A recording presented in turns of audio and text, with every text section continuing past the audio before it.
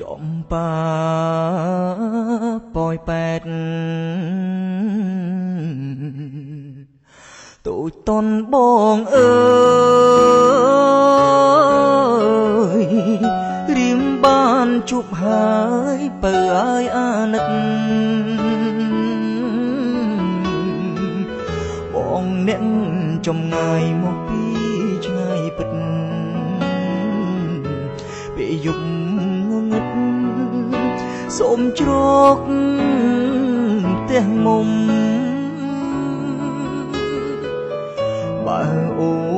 នលឺហើយកែវឲ្យគុំខ្មាំង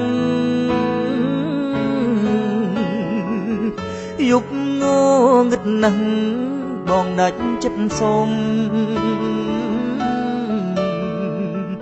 ខ្ទមស្បូវកុំសត់របងស្រីមុំពុំឋានសុខុមស្រុកប៉ោយប៉ែតថ្មីយប់អើយយប់ស្ងាត់ខ្យល់ផាត់ទឹកហូរប៉ោយប៉ែតដងអូជាប់ព្រំដែនថៃរៃយំក្រលួចគួចនឹកអាឡ័យគិតថាស្អែកថ្មីលាថ្លៃពង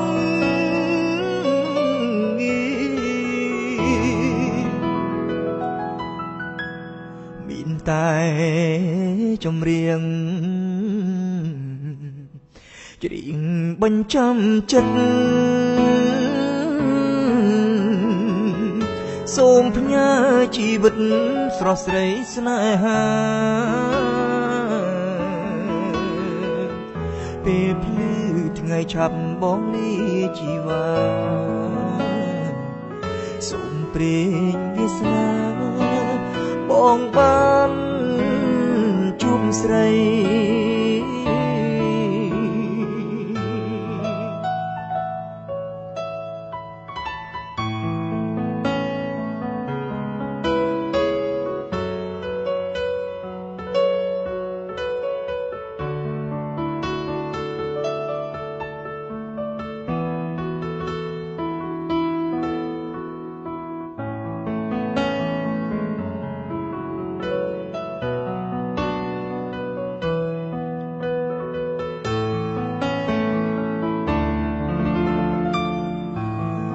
យប់អើយយប់ស្ងាត់ខ្យល់ផាត់ទឹកហូរប៉ោយប៉ែតដងអូជាប់ព្រំដែនថៃរៃយំក្រលួចគួចនឹកអាឡ័យគិតថាស្អែកថ្មីលាថ្លៃពងមានតែចម្រៀងច្រៀងបញ្ចាំចិត្តសូមផ្ញើជីវិតស្រស់ស្រីស្នេហាពេលភ្លឺថ្ងៃឆាប់បងលាជីវ៉ា